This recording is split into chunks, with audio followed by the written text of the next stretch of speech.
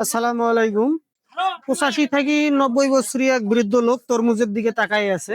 বহুক্ষণ থেকে আমি দেখতেছি উনি তরমুজের দিকে তাকায় আছে। তা আজকে ওনার কাছে যাব। কি অবস্থা? কেন উনি তরমুজের দিকে তাকায় আছে? আসো, চলে এসো।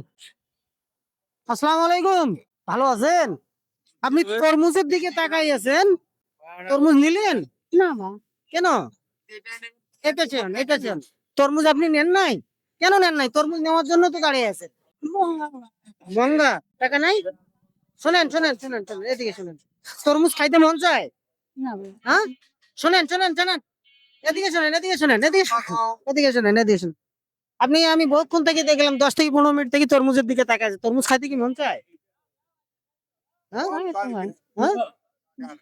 উনি বলতে পারতেছে না। আপনার দোকানের সব থেকে বড় তরমুজ যেটা সেটা ওজন দেন। মা বড় লাগবে না ভাই এলে হচ্ছে হ্যাঁ, আপনি একা? কেউ নেই? না ওটা ছোট হচ্ছে না? সব থেকে যেটা বড় ওটা ওজন দিবেন।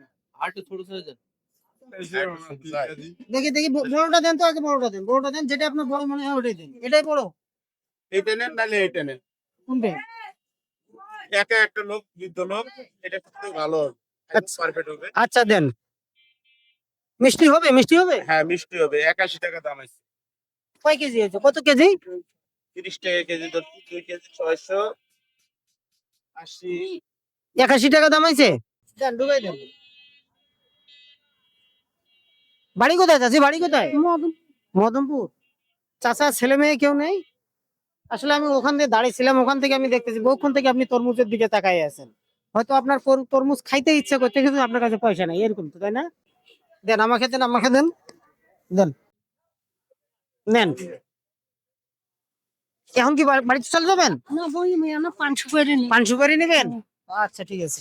দেখুন, আমাদের প্রোগ্রাম গুলো আপনাদেরকে যদি ভালো লাগে থাকে অবশ্যই ভিডিওটা আপনারা শেয়ার করে দিবেন। সবসময় সুস্থ থাকবেন, ভালো থাকবেন। আল্লাহ হাফেজ।